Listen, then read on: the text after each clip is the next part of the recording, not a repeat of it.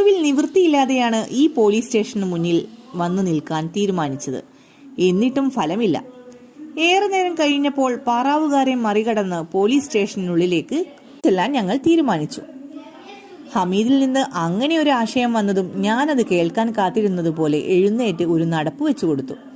ഇനിയും കാത്തിരിക്കാൻ എനിക്ക് വയ്യായിരുന്നു. ഗേറ്റിലെ നീളൻ ഇരുമ്പുദണ്ട് മുറിച്ചു കടന്നതും പുസ്തക വായനക്കാരൻ രണ്ടാം പാറാവ് കണ്ണുയർത്തി ഞങ്ങളെ പിന്നിൽ നിന്ന് വിളിച്ചു. മുദീറിനെ കാണണം എന്ന് പറഞ്ഞുകൊണ്ട് ഞാൻ പാറാവ് കൂടിനടുത്തേക്ക് ചെന്നു. പോയിക്കൊള്ളാൻ കൈ കാണിച്ചുകൊണ്ട് രണ്ടാം പാറാവ് വീണ്ടും പുസ്തകത്തിലേക്ക് തിരിഞ്ഞു. നീളൻ പടിക്കെട്ടുകളും ഖുറാൻ വചനങ്ങൾ ആലേഖനം ചെയ്ത വിസ്താരമേറിയ വാതിൽപ്പാളികളും കടന്ന് ഞങ്ങൾ പോലീസ് സ്റ്റേഷനുള്ളിലേക്ക് ചെന്നു.